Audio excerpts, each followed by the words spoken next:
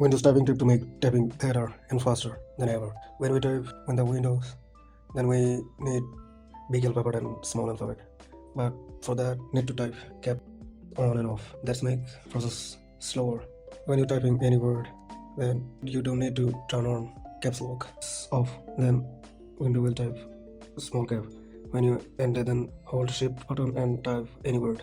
Then it will become big letter, big alphabet. And then when your caps lock is on, then if you need a small letter, then hold shift button and type the letter, and then it will turn to a small letter. That's it. Thank you.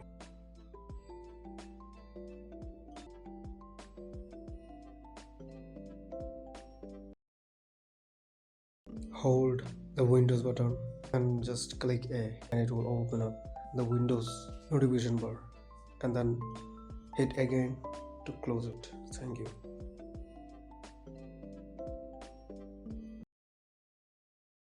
And hold Ctrl and Alt, then double click from the left mouse button.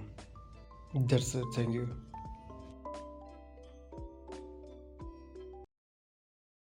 Select the folder, like hold Alt and then double click on the left mouse button. Then you can change all the folders icon.